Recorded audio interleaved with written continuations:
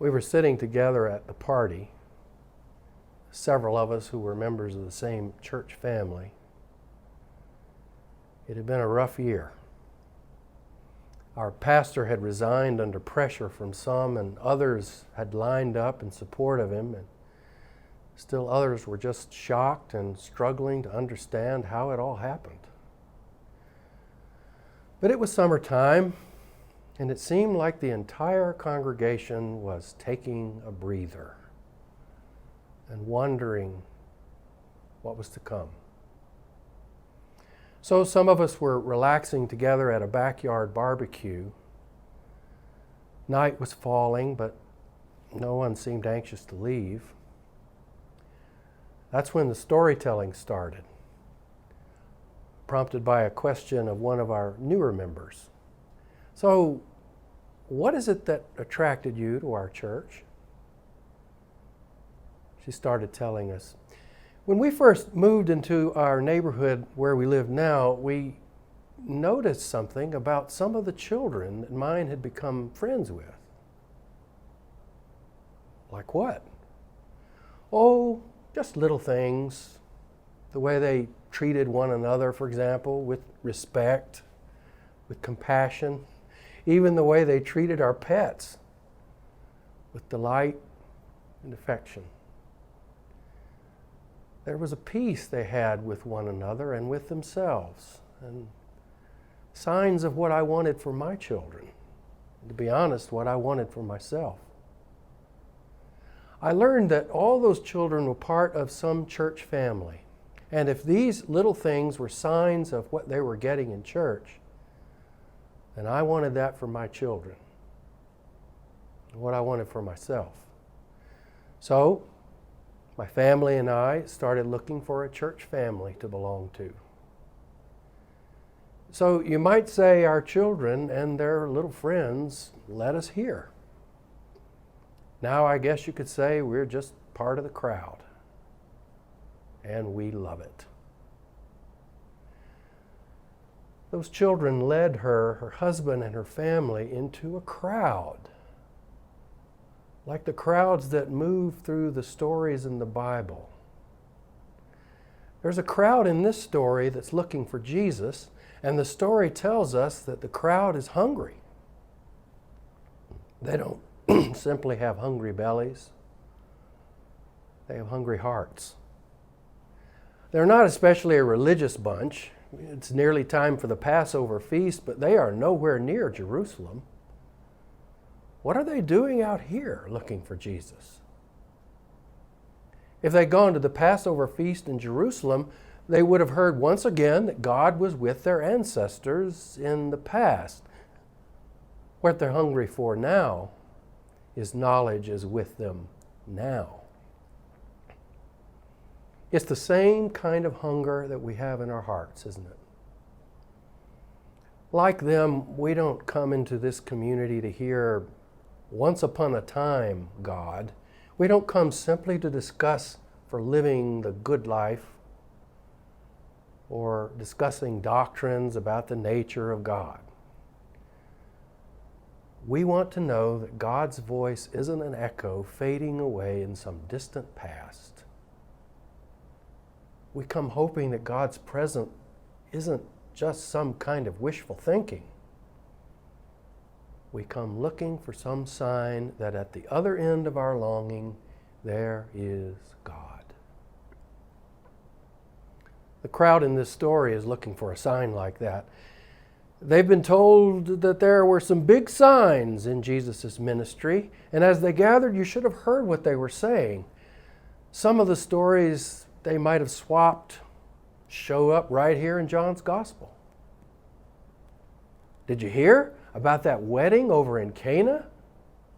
Oh, that's nothing. I heard about a guy from, all the way over in Capernaum. I can't think of his name. An official in Herod's court asked for the healing of his son. Well, what about that man that sat by that pool? Where was that? Oh, Bethsaida. Yeah. Guy sat there for 38 years. Jesus comes along. Boom. Up he gets and walks. Could it be, they wondered, that what some were saying was true? That God had come to live among them? Jesus had performed some miraculous healings. It got their hopes up. It's as if the message was written on the sky. God is here. There is that much love set loose in the world. It's the kind of love that will flow into the household of the royal official to touch a sick child or reach the man who for 38 years was kept out of the flow of God's love because no one was there to help. It's even the kind of love that will show up in an anxious relationship and enliven celebration. Something like that might just cause folks to dust off their Bibles and read what Moses had promised. The Lord your God will raise up for you a prophet like me from among your own people. You shall heed such a prophet. God says, I will put my words in the mouth of that prophet who shall speak to them everything that I command. And what does this Jesus command them to do? To sit down together, regardless of what country they are from, what their religious practices were, what our skin color is. And before we know it, we find that we have received so much grace at the hands of God that we are able to share it with someone else. That's the sign that John wants us to see. That there is that much love in the world, and it flows from the stories of Jesus. Do you know where that great flow of love started? In that crowd, there's a little child. His is a small presence.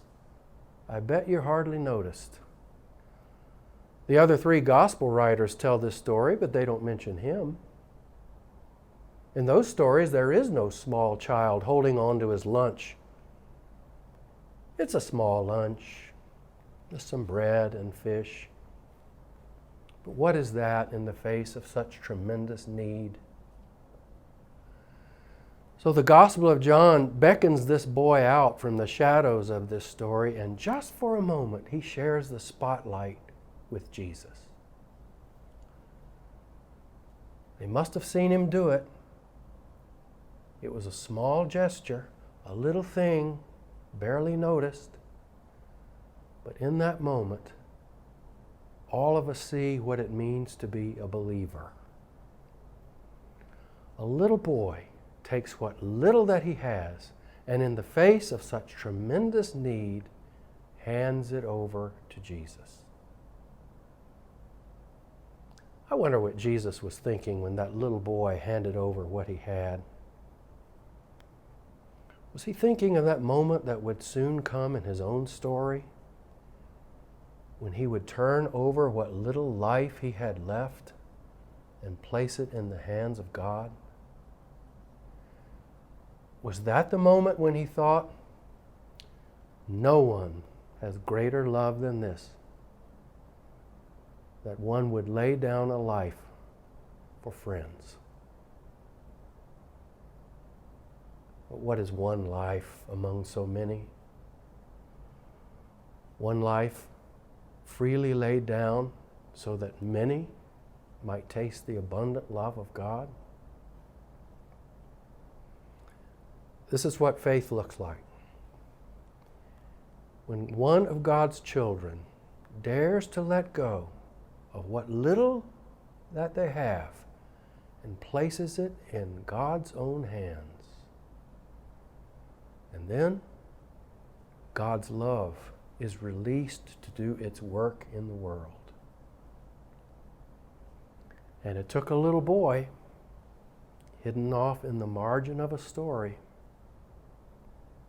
to show us.